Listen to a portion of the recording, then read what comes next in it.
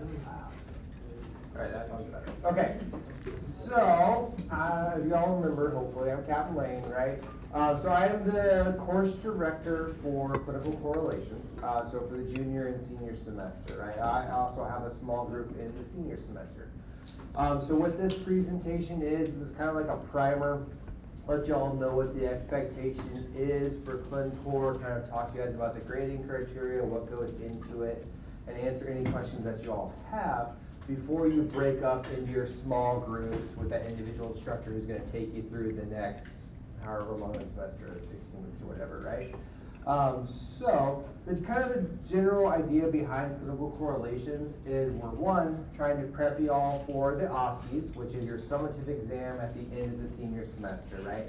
It's kind of like that final check where we can say, yep, they're semi-qualified, they're not going to kill any patients when they get out there to the phase 2, say, right? It's that last little check in the block. But also, it's one of those rare opportunities where you actually get to sit down with a provider and kind of get in that small group setting, ask them questions about actual medical practice, what their ideas are, and kind of get that one-on-one coaching that you don't get when you have a massive group of 70 plus people, right? So it kind of breaks it down a little bit smaller. So there's our objective, right? So again, right now we've taught you guys kind of the big standard of you're going to do everything, and now you're bringing it in a little bit more, you're kind of doing those focused physical exams, right? That's how we want to approach it. Worst case scenario, if you get lost and you don't know what to do with the patient, revert back to doing that complete head to toe until you figure out what's going on with them, right? And this is where you're actually going to start to tie everything together. So in med history, you kind of worked on that subjective and the ROS. Then you had Clin Skills 1 and 2 where you learned all the various physical exams, right? And then in all your classes, we've been talking with you about diagnosis, how we make those diagnoses, labs, RADs, medications. Now we're tying everything into one encounter and one note that you're going to submit. So remember, if you kind of need that quick refresher when you're trying to get to that diagnosis, you're going to start off super broad. You're probably going to have 10 to 15 different diagnoses running around in your head. And as you get that chief complaint, it's going to narrow it down. And as you get that HPI, it's going to narrow it down. Review of systems narrows it down. Physical exam narrows it down. Until finally you're getting to your primary diagnosis and your 2 differential diagnoses, right? That's how you're working your way down there. So, format and grading. So like I already kind of brought up, you're doing small group sessions. Unfortunately, you guys are a bigger class, so that's actually really good because that means a lot of you have made it this far into the program. The one downside to that is your groups are going to be bigger than normal. So normally we try and have about 6 people per small group. For you guys, there's going to be quite a few groups that are going to have 8 people. This makes it a little bit bigger. Just kind of keep that in mind when you're working with that instructor. They're going to be running around a little bit more, right? And then the primary purpose for the Clin Skills is not to get you that check the block, make sure your documentation is 100% perfect, but to kind of get you to start critically thinking about how we approach these diagnoses and then what you're going to do about them. Training uniform, right? We are going to be in the lab, so wear your PTs, that is appropriate. I recommend bringing your notes with you, whether that be electronically or paper, or bringing some sort of book with you. That way you have a reference there, right? Because a lot of times maybe we haven't done that cardiac exam since the beginning of sophomore semester. You just need that quick refresher. It's good to have those resources handy. So the best way to get the best benefit out of Clin Core, that's a good way to phrase that, you got to be involved, right? So try and ask those questions. Don't be shy about that. It's a very small group setting. You're going to be with these people from now till the end of the semester, and then senior Clin Core may be randomized again. But ask those questions. Be involved. Be a good patient, right? Actually do the physical exam. Like, I know that you are going to want to study for your next exam. That's reasonable. It's like a tough program to be in. But when you're in Clin Core, actually sit with the patient, do the physical exam, put hands on that patient, ask them the questions. If you're the actor, do your best to interact. Don't give anything away because you're going to set your classmate up for failure when it comes to the OSCEs and the senior OSCEs, okay? Lab sessions. So I try and prep these exactly like how you're going to be presented at the OSCEs because I want to set you all up for success. So when you come to the OSCEs, we're going to give you this single sheet, right? It's going to have the chief complaint, a basic identifier for the patient, and your very first set of vitals. That's all you as the provider that we're going to give you. Your patient is going to have the script, and it's going to be on you to ask all the questions, right? And we'll give you about 2 minutes of prep time at the beginning where you can prep that paperwork. So just like all those acronyms that you guys learn, whatever lab graduate have to order, you have time to prep at the beginning so you're not going in blank, right? Once that 2-minute timer is up, we'll start the scenario, and then you can still keep going, but now we want you to start engaging with that patient, asking those questions. So you get a little bit of prep time, we're not sending you in blank, right? So this is what your patient is going to receive. As you can see, we try and give you as much information as you can. So we're giving you an HPI, we're giving you a review of system, we're giving you a physical exam finding. Just keep in mind that one, the patients, you guys are not actors, right? So don't be too hard on people if they're kind of giving you very dry responses or if they take a long time to answer. This could be expected. Also, please keep in mind that I am not a Hollywood writer, right? I don't write scripts for a living. I do my best, but I'm gonna make errors. There's gonna be some issues with some of the scripts, or maybe I won't have the answer that you're looking for to the question that you ask, right? So be flexible so that you can adjust as we're going through these scenarios and practicing with patients, right? I'm always trying to create new cases. It just takes me a little bit of time to create the new ones. There's a couple others that are out there now that have an updated format, and just kind of don't be freaked out if you see that. That's separate from the OSCEs for your senior semester. Those are very set aside cases where they're all standardized. For clinical correlations, I'm trying to introduce some new ones, so you may see some different formatting as it comes through the system, okay?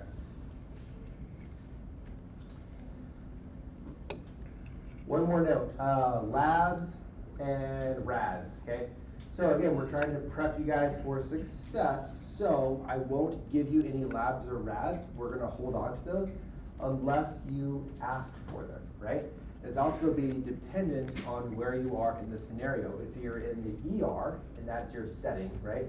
Well then of course, you're gonna have everything under the sun that you could possibly want. But if you're in an outpatient setting, you may not have MRI, you may not have CT, you may not have same-day labs.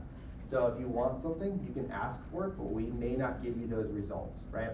Another good point with that is that, let's say we're in the ER and you're working up an appendicitis case, okay? And you ask for a CBC, a lactate, and an ultrasound. I will give you the results, right? But I'm not gonna give you the interpretation. Now it's gonna be on you all to look at those result page and come to a conclusion, right?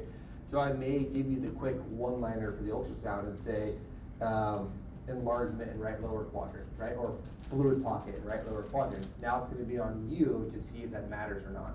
I may give you your lab results for a CBC and it's gonna show elevation in your white blood count, but I'm not gonna tell you that. You have to be able to interpret the values and understand where they're at, okay?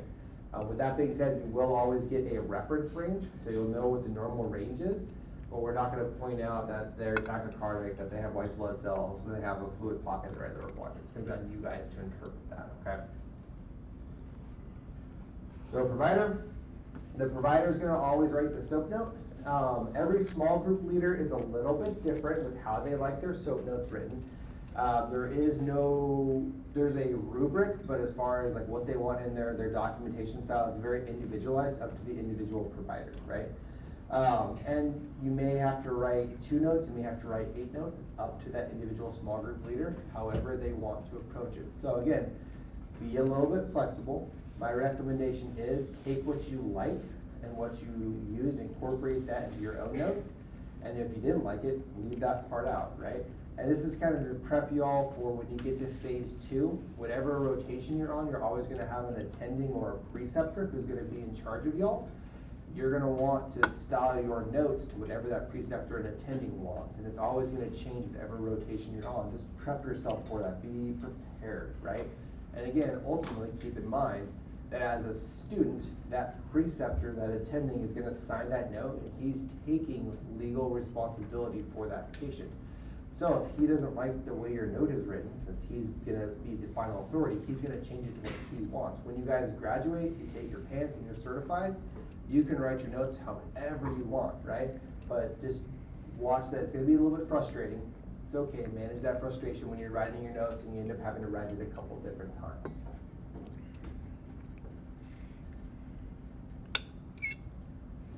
Remember, so that diagnosis and that 2 alternatives, that's gonna be key. We definitely wanna see that. And then we definitely also wanna see prevention. You're gonna need to have those 2 preventions, right? Be able to talk clearly about them. So for your SORP note, that's what we're looking for with that grading rubric, right? As you can see, we're hitting kind of like the key points in there, but it's not going into specifics about how that sentence has to be structured, what each portion looks like. We just want to see that's in there. That way that provider, your small group leader, has a little bit of leeway with how they want their notes done. There's that last portion of it for the SOAP note.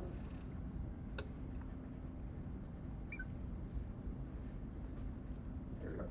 There's your assessment and plan section. So again, as you guys can see from kind of like that grading criteria, we put a lot of the points up front in that subjective, objective, and that kind of demographics information. You can see in the assessment and plan section, it's not getting as specific. There's not as many points associated with that because we understand you guys are going to struggle with the assessment and plan. That's why you're here in the school, is to learn how to do that portion. So you get a little bit more leeway with that section as well.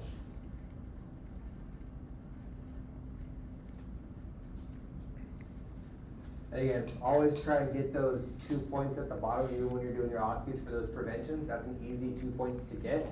Give me 2 good preventions, right?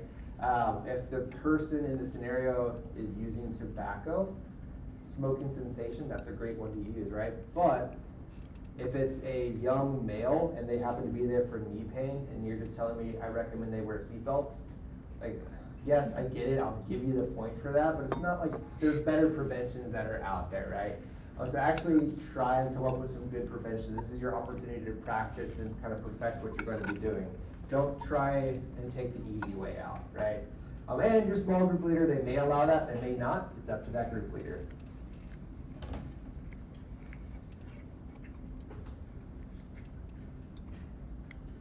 So writing that SOAP note, again, there should be some blank templates. If no one has one, let me know. I can get you some more.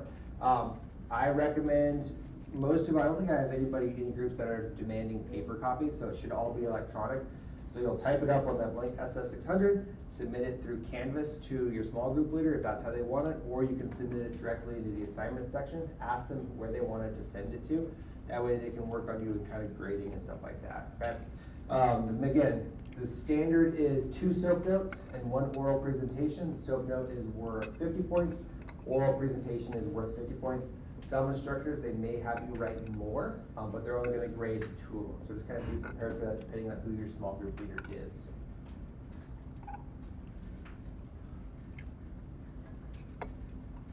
For that subjective portion where it's talking about putting per and positive, per and negative, that's important.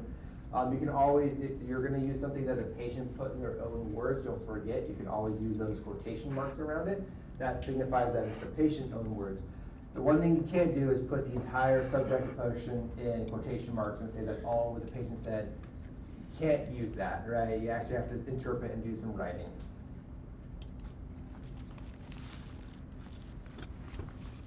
So I recommend that you guys all start your notes the exact same way. Age, sex of the patient, what they're there for, how long it's been going on. That should be your initial one-liner. Just incorporate it now, start doing that.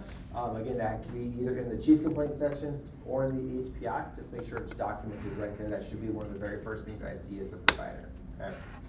And then as you're seeing down there, that example is showing just the per positives, per negatives. You're gonna sit with that patient and get a whole bunch of info, but in that note, we only wanna know the stuff that's per positive, per negative. If it's not important, kind of leave it out, right? And that's where it takes some practice and some reps to get used to that.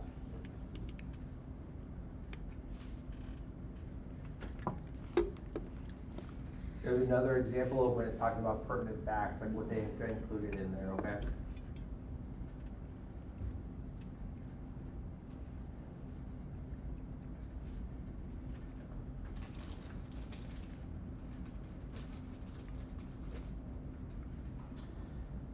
Again, this is kind of one of those things that when you're working with that small group leader, you should be getting some reps with this when you're doing your presentations, so it's like you're presenting, you're attending. And this is something we expect you guys to kind of struggle with.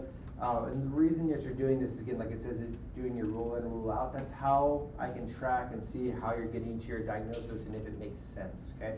You don't have to have the right diagnosis, but I need to be able to follow how you got there and to have it make logical sense, right?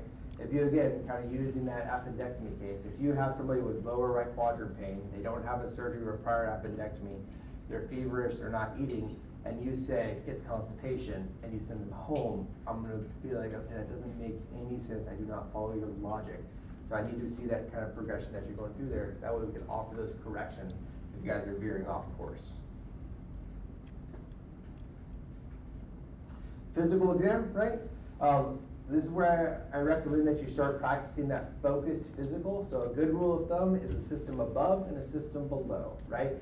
But with that being said, if you're completely lost and you don't know what to do, well, start at the head, start working your way down, right?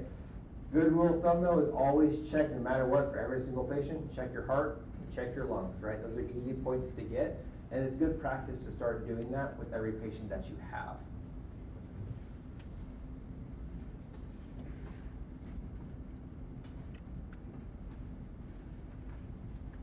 On your documentation, what this is talking about, sometimes we always want to take the easy way out and just copy and paste the lab values and just dump them into our notes.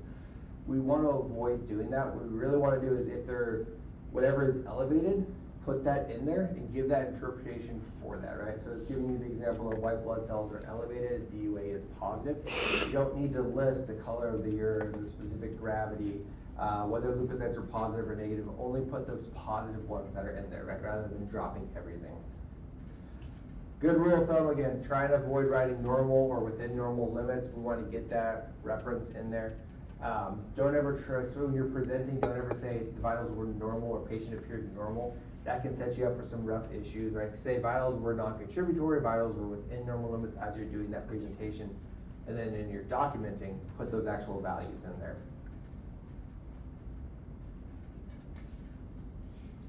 So remember that diagnosis, now we actually want you guys to start getting more specific with your diagnosis, right? So now we're not gonna just say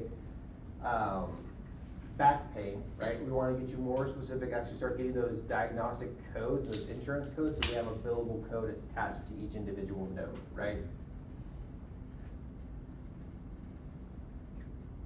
Now you get into that plan section. This is kind of where rubber meets the road as providers. This is what we get paid for, is to come up with those plan sections. Some providers like you to go, or small group leaders like you to go really in depth with the plans. Others will let you kind of skate by a little bit with some general verbiage. Get with your small group leader, ask them how they like that stuff documented and do what they like, right? And then you'll see a different person for senior, a justifier to what they like, right? Medications, this is a big one, right? So now you need to start telling me what the dose is. So what milligram do you want to use?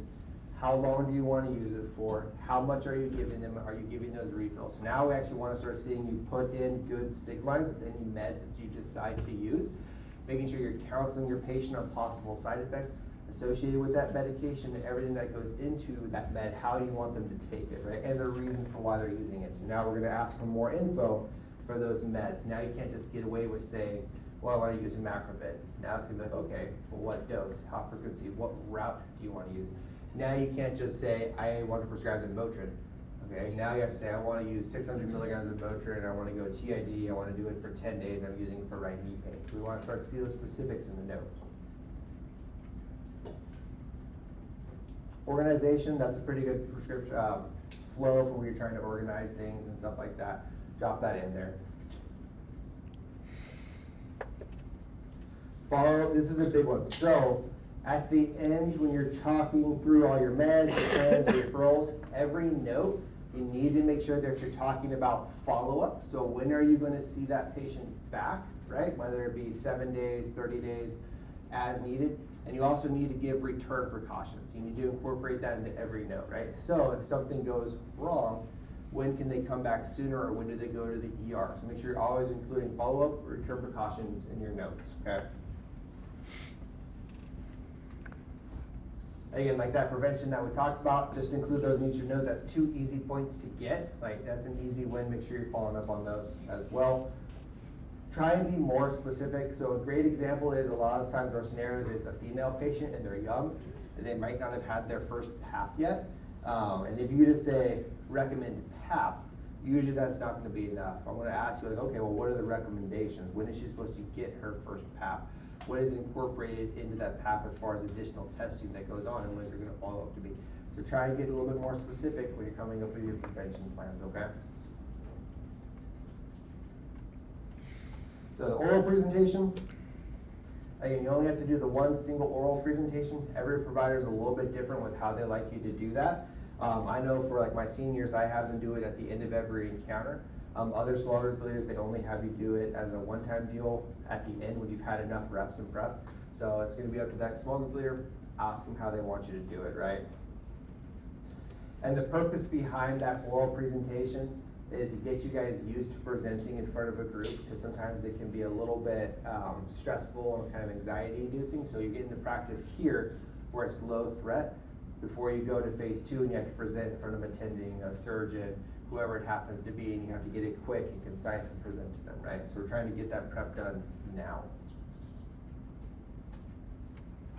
There's your scoring rubric for the oral presentation. Again, all these rubrics should be available on the website or on the Canvas page. If they're not, let me know. I'll make sure that they get added in there. Sometimes when the stuff gets copied forward from the previous class, the thing will fall off and get lost, but there should be rubrics for everything.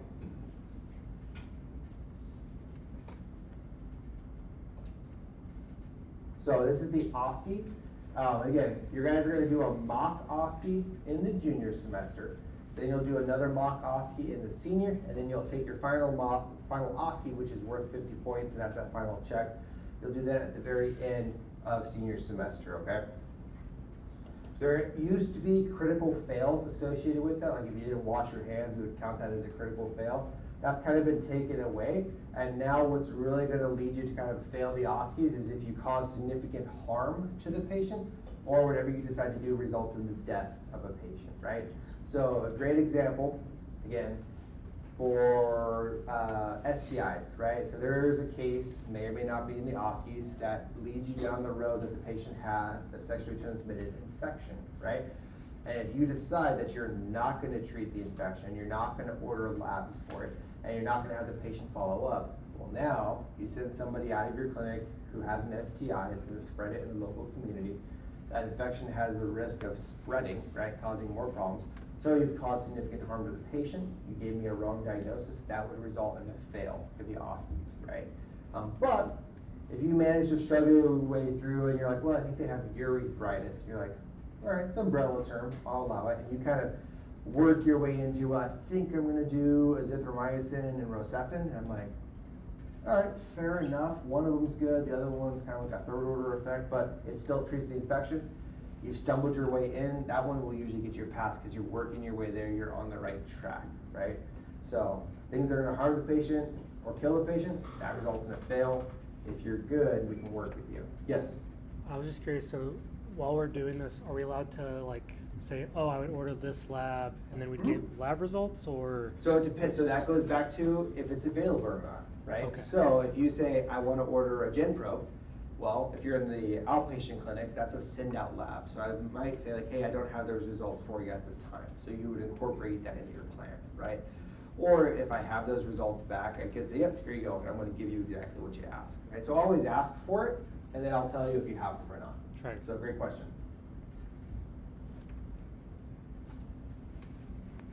So that's that scoring rubric for the options. As you can see, a lot of those points are contained up in the subjective portion, HPI or computer systems, and then now you're getting into that plan section. Hold on. Getting that plan section, we're kind of still giving you points, but if you can get that top block, you're setting yourself up for success. That way, if you make some mistakes in the assessment plan section, it's recoverable. Yes?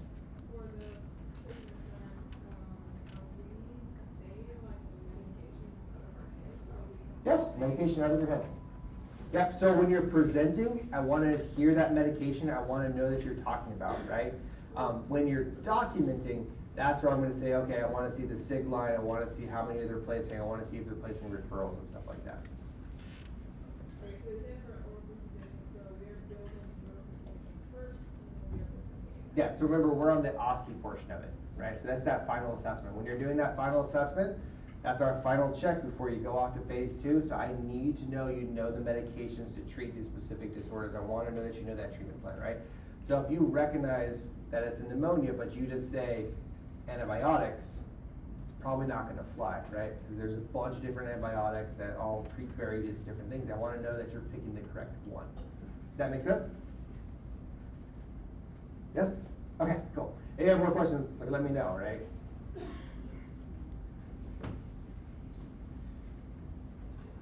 And then grades and questions. So there's your rubric. So for the OSCE, it's a total of 50 points. So a pass would be 37.5, right? That gives you that 75%. So remember, we got that SOAP note, subjective, objective assessment and plan. There's going to be 2 of those. That's 50 points each. That oral presentation, that's what you're doing here with that small group leader. That's going to be 50 points as well. And that OSCE, that's going to be for the senior, right? That's that one that's worth points. So that 50 points is for the seniors, okay?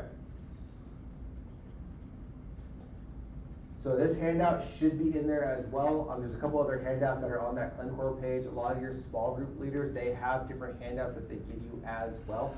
So there's a lot of resources out there for you guys.